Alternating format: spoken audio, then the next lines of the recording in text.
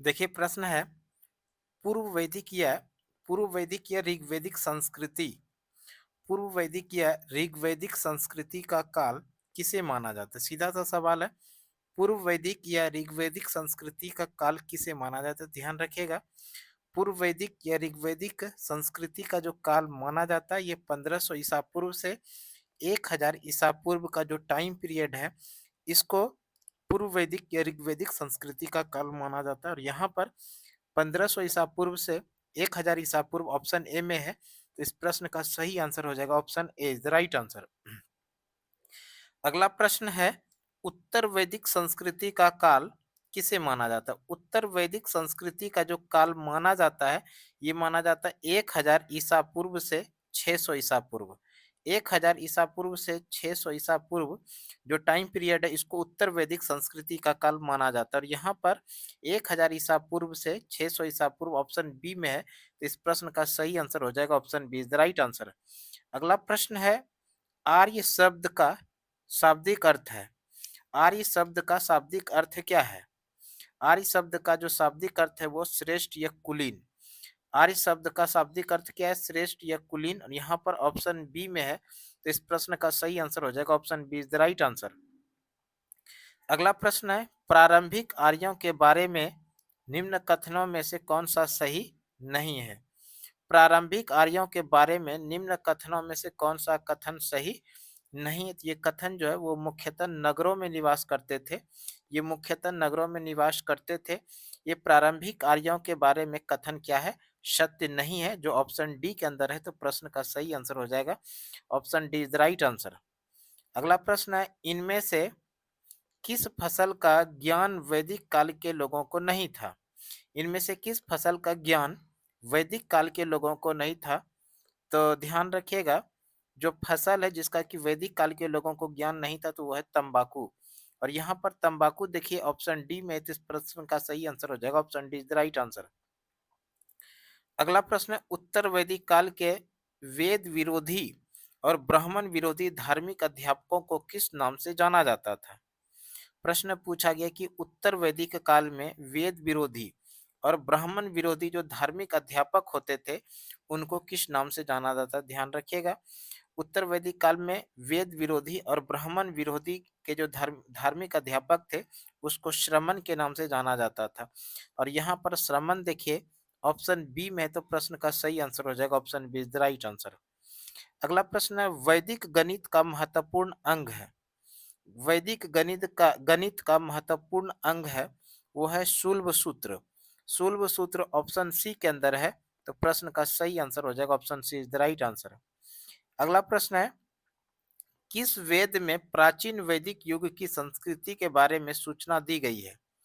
किस वेद में प्राचीन वैदिक युग की संस्कृति के बारे में सूचना दी गई है। ये वेद है ऋग्वेद। और यहाँ पर वेद ऋग्वेद देखिए ऑप्शन ए में है, तो प्रश्न का सही आंसर हो जाएगा option A is the right answer. अगला प्रश्न है निम्नलिखित में से उत्तर वैदिक काल में लिखे गए ग्रंथों का सही क्रम कौन सा है। यानी प्रश्न पूछा गया कि उत्तर वैदिक काल में लिखे गए ग्रंथ का सही क्रम। उत्तर वैदिक काल में लिखे गए ग्रंथों का जो सही क्रम है सबसे पहले वेद है, फिर ब्राह्मण है, आरण्यक है और उपनिषद है। वेद ब्राह्मण आरण्यक और उपनिषद यहाँ पर ऑप्शन ए में है, तो इस प्रश्न का सही आंसर हो जाएगा option A is the right answer. अगला प्रश्न है वेदों की संख्या कितनी है। सीधा सा सवाल पूछा गया है कि वेद कितने हैं। तो वेदों की संख्या है 4। और यहाँ पर 4 देखिए ऑप्शन सी के अंदर है, तो प्रश्न का सही आंसर हो जाएगा option C is the right answer. अगला प्रश्न है कौन से 3 वेद संयुक्त रूप से त्रयी या वेद त्रयी कहलाते हैं। यानी कौन सा वेद है, कौन सा 3 वेद है जिसको कि त्रयी या वेद त्रयी के नाम से जाना जाता है। तो ये वेद है ऋग्वेद, यजुर्वेद और सामवेद। ऋग्वेद, यजुर्वेद और सामवेद को जब एक साथ उच्चारण करते हैं तो इसको त्रयी या वेद त्रयी के नाम से जानते हैं। और यहाँ पर देखिए ऋग्वेद, यजुर्वेद और सामवेद जो है ऑप्शन ए में है, तो प्रश्न का सही आंसर हो जाएगा option A is the right answer. अगला प्रश्न है भारत के राज्य चिन्ह में प्रयुक्त होने वाले शब्द सत्यमेव जयते किस उपनिषद से लिए गए हैं। सीधा सा सवाल पूछा गया कि भारत के राज्य चिन्ह में जो प्रयुक्त होने वाले शब्द हैं सत्यमेव जयते ये किस उपनिषद से लिया गया है। सत्यमेव जयते जो लिया गया ये मुंडकोपनिषद से लिया गया है और मुंडकोपनिषद ऑप्शन ए में है, तो प्रश्न का सही आंसर हो जाएगा option A is the right answer. अगला सवाल है ऋग्वेदिक आर्यों का मुख्य व्यवसाय क्या था? सीधा सा सवाल पूछा गया है, ऋग्वेदिक आर्यों का मुख्य व्यवसाय क्या था? ध्यान रखिएगा, ऋग्वेदिक आर्यों का मुख्य व्यवसाय जो था वो पशुपालन था। और यहाँ पर पशुपालन देखिए ऑप्शन बी में, तो प्रश्न का सही आंसर हो जाएगा option be the right answer. अगला प्रश्न है भारतीय संगीत का आदि ग्रंथ कहा जाता है? प्रश्न पूछा गया किस वेद को संगीत या आदि ग्रंथ के नाम से जाना जाता है? किस वेद को संगीत का जनक या आदि ग्रंथ के नाम से जाना जाता है? ये वेद है सामवेद। सामवेद को भारतीय संगीत का जनक के वेद के नाम से जानते हैं और सामवेद ऑप्शन डी में, तो प्रश्न का सही आंसर हो जाएगा option D is the right answer. अगला प्रश्न है प्रथम विधि निर्माता कौन है? प्रथम विधि निर्माता जो है वो है मनु और यहाँ पर मनु देखिए ऑप्शन ए में है, तो प्रश्न का सही आंसर हो जाएगा option A is the right answer. अगला प्रश्न है कृष्ण भक्ति का प्रथम और प्रधान ग्रंथ है? कृष्ण भक्ति का प्रथम और प्रधान ग्रंथ जो है यह है श्रीमद् भागवत गीता। श्रीमद् भागवत गीता जो है ये श्री कृष्ण भक्ति का प्रथम और प्रधान ग्रंथ है। श्रीमद् भागवत गीता ऑप्शन बी में है, तो प्रश्न का सही आंसर हो जाएगा option B is the right answer. अगला प्रश्न है ऋग्वेद में संपत्ति का प्रमुख रूप क्या है? ऋग्वेद में संपत्ति का जो प्रमुख रूप है वो है गोधन और यहाँ पर गोधन देखिए ऑप्शन ए में, तो प्रश्न का सही आंसर हो जाएगा option A is the right answer. अगला प्रश्न है ऋग्वेद के किस मंडल में शूद्र का उल्लेख पहली बार मिलता है? ऋग्वेद के किस मंडल में शूद्र का उल्लेख पहली बार जो मिलता है, तो ये है ऋग्वेद के 10वां मंडल और ऋग्वेद का 10वें मंडल के अंदर में शूद्र का उल्लेख पहली बार मिलता है। 10वें यहाँ पर ऑप्शन डी के अंदर है, तो प्रश्न का सही आंसर हो जाएगा option D is the right answer. अगला प्रश्न है पुराणों की संख्या कितनी है? पुराणों की संख्या है 18 और यहाँ पर 18 जो है ऑप्शन ए के अंदर है, तो प्रश्न का सही आंसर हो जाएगा option A is the right answer. अगला प्रश्न है वैदिक धर्म का मुख्य लक्षण इनमें से किसकी उपासना था? वैदिक धर्म की मुख्य लक्षण में इनमें से किसकी उपासना था? तो वह है प्रकृति। प्रकृति ऑप्शन ए के अंदर है, तो प्रश्न का सही आंसर हो जाएगा option A is the right answer. अगला प्रश्न है किस देवता के लिए ऋग्वेद में पुरंदर शब्द का प्रयोग हुआ है? किस देवता के लिए ऋग्वेद में पुरंदर शब्द का प्रयोग हुआ है? तो ये देवता है इंद्र और यहाँ पर इंद्र देखिए ऑप्शन ए में है, तो प्रश्न का सही आंसर हो जाएगा option A is the right answer. अगला प्रश्न है शुल्ब सूत्र किस विषय से संबंधित पुस्तक है? शुल्ब सूत्र किस विषय से संबंधित पुस्तक है? तो ये विषय है ज्यामिति और यहाँ पर ज्यामिति ऑप्शन ए में, तो प्रश्न का सही आंसर होगा option A is the right answer. अगला प्रश्न है अस्तोम सदगमय कहाँ से लिया गया है? अस्तोम सदगमय जो लिया गया है ये ऋग्वेद से और यहाँ पर ऋग्वेद देखिए ऑप्शन ए में है, तो प्रश्न का सही आंसर हो जाएगा option A is the right answer. अगला प्रश्न है आर्य भारत में बाहर से आए और सर्वप्रथम बसे थे। आर्य भारत में बाहर से आए और सर्वप्रथम जो बसे थे ये बसे थे पंजाब में। आर्य भारत में बाहर से आए और कहाँ पर बसे थे? तो पंजाब में बसे थे और पंजाब देखिए ऑप्शन सी में है, तो प्रश्न का सही आंसर हो जाएगा option C is the right answer. अगला प्रश्न है सूची 1 को सूची 2 के साथ सुमेलित कीजिए। सूची 1 में वेद है और सूची 2 में उसके यज्ञ करता है, तो इसका हम लोग मिलान करते हैं। तो सबसे पहले ऋग्वेद, ऋग्वेद के जो यज्ञ करता होते हैं उसको होता या होत्री कहा जाता है और यहाँ पर होता या होत्री क्रम संख्या की बात करें पहले स्थान पर, तो इसके सामने 1 हो जाएगा। यजुर्वेद, यजुर्वेद के यज्ञकर्ता को जो कहा जाता है वो कहा जाता है अर्धवयु, जो कि क्रम की बात करें दूसरे स्थान पर, तो इसके सामने 2 हो जाएगा। सामवेद और सामवेद के यज्ञकर्ता को उदगाता या उदगृत कहा जाता है, जो क्रम की बात करें तीसरे स्थान पर, तो इसके सामने 3 हो जाएगा। अथर्ववेद, अथर्ववेद के यज्ञकर्ता जो होते हैं वो उसको कहा जाता है ब्रह्मा। ब्रह्मा देखिए चौथे स्थान पर, तो इसके सामने 4 हो जाएगा। इस तरह से ये जो सीरीज बनेगा 1 2 3 4, 1 2 3 4 यहाँ पर ऑप्शन ए में है, तो इस प्रश्न का सही आंसर हो जाएगा option A is the right answer.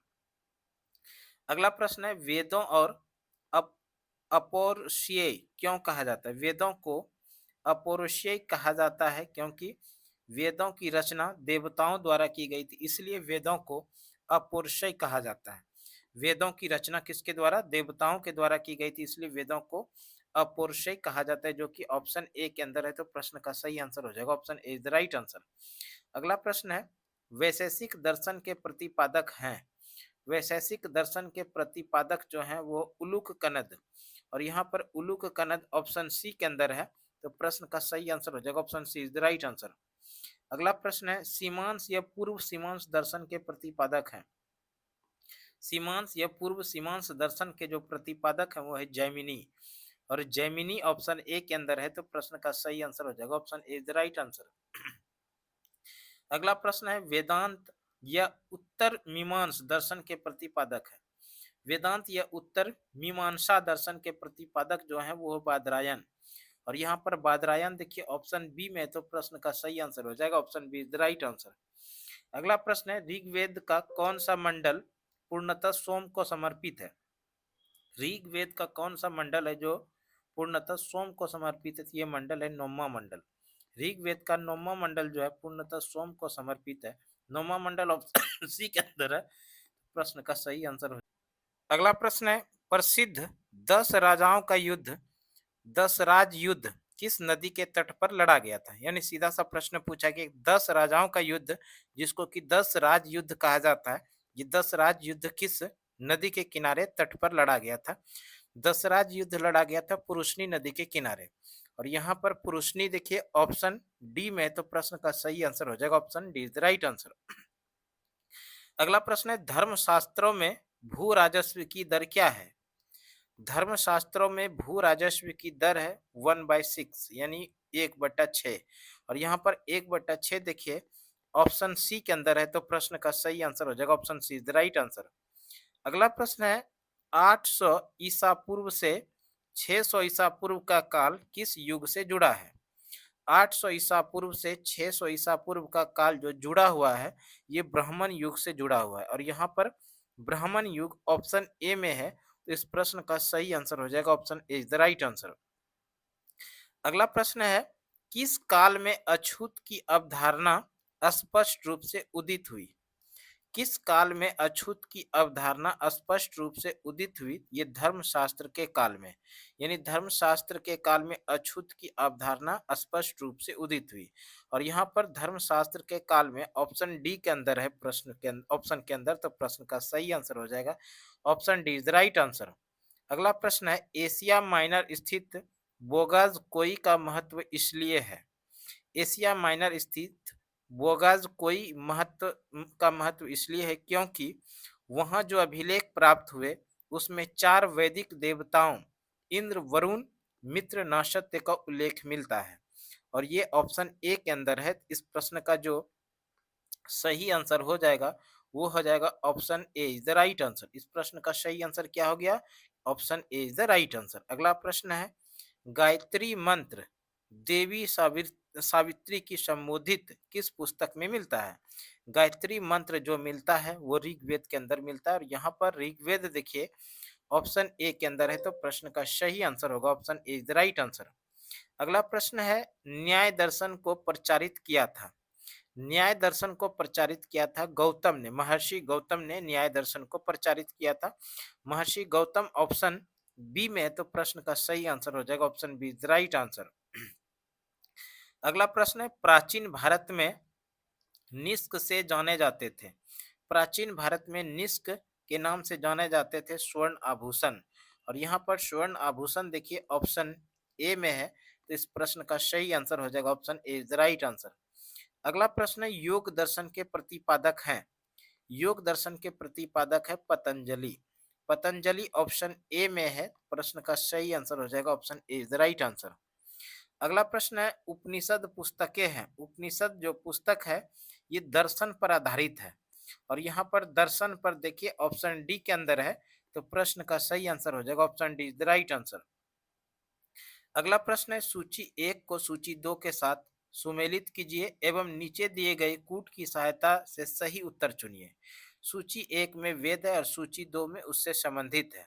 सबसे पहला ऋग्वेद। ऋग्वेद जो संबंधित है यह है स्रोत एवं प्रार्थनाएं से, जो कि क्रम की बात करें चौथे स्थान पर तो इसके सामने 4 हो जाएगा। यजुर्वेद जो है, यजुर्वेद स्रोत एवं कर्म कांड से संबंधित है जो कि दूसरे स्थान पर है तो इसके सामने 2 हो जाएगा।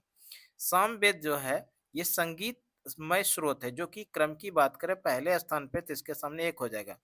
अथर्ववेद जो है, अथर्ववेद ये संबंधित है तंत्र मंत्र एवं वशीकरण से, तो ये तीसरे स्थान पर तो इसके सामने 3 हो जाएगा। इस तरह से ये जो सीरीज बना 4 2 1 3, 4 2 1 3 देखिए ऑप्शन ए में है, तो इस प्रश्न का सही आंसर हो जाएगा option A is the right answer.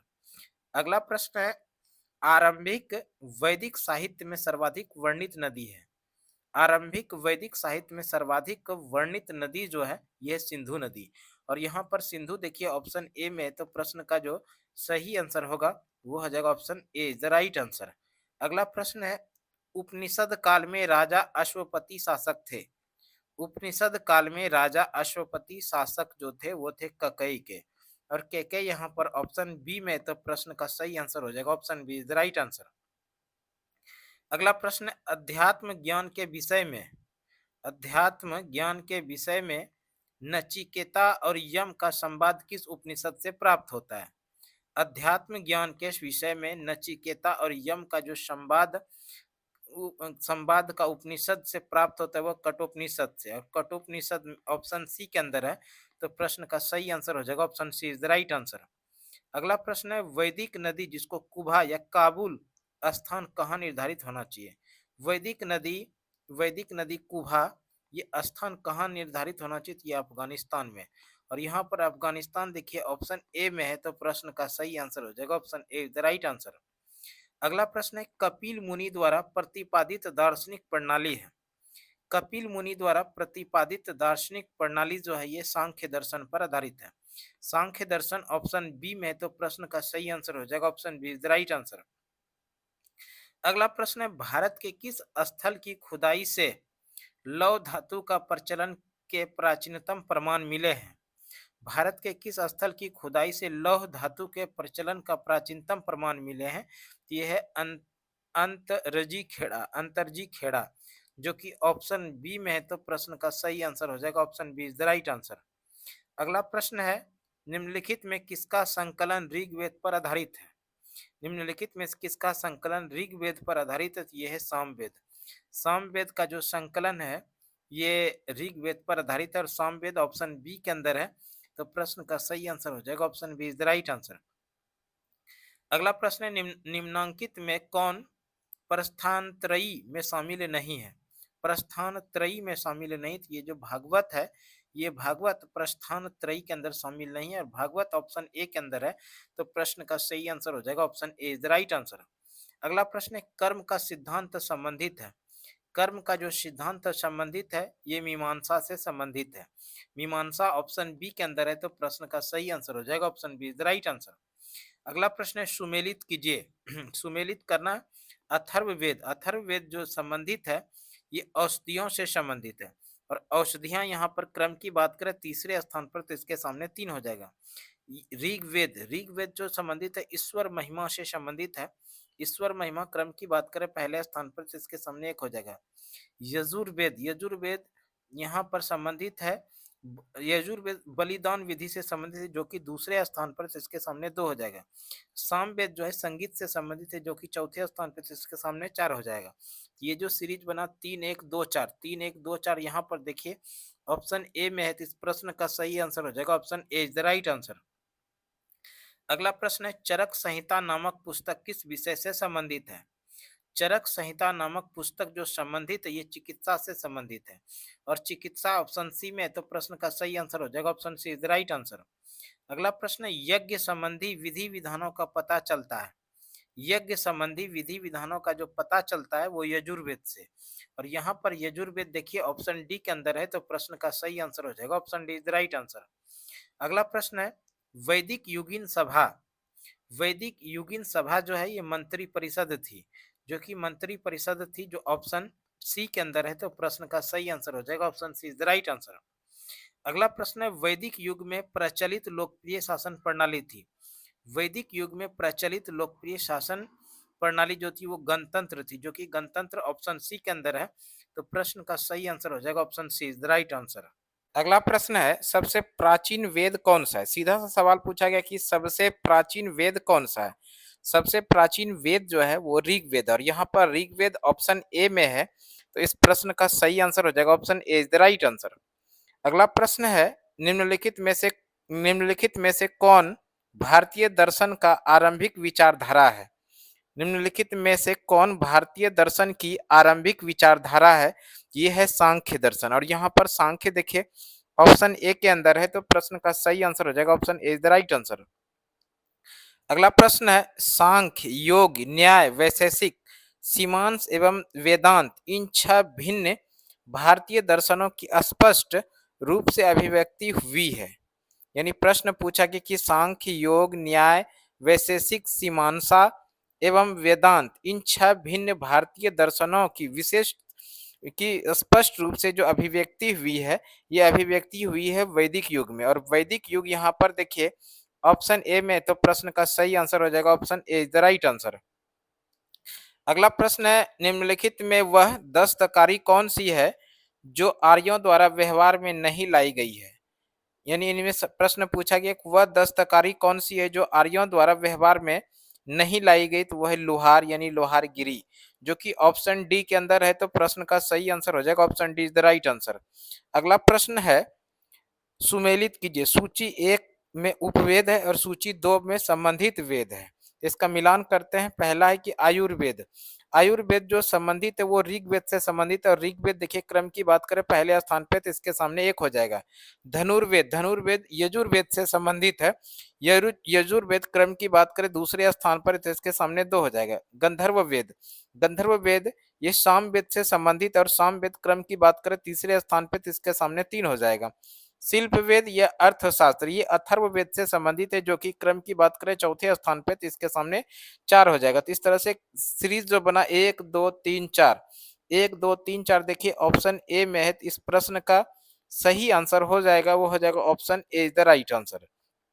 तो इस तरह से आज हम लोग कुल मिला के 60 प्रश्नों को पढ़े वैदिक सभ्यता से, और इसके आगे का जो प्रश्न होगा वो अगले वीडियो में हम लोग लेकर आएंगे। तो आज के वीडियो के लिए इतना ही। हमें उम्मीद है ये वीडियो आप लोगों के लिए निश्चित रूप से उपयोगी साबित होने वाला है। इस तरह का वीडियो आप लोगों को रेगुलर सुमन क्लासेस यूट्यूब चैनल पे लगातार मिलते रहेगा। तो आज के वीडियो के लिए इतना ही, अगले वीडियो में फिर से मिलते हैं, तब तक के लिए धन्यवाद। जय हिंद, वंदे मातरम।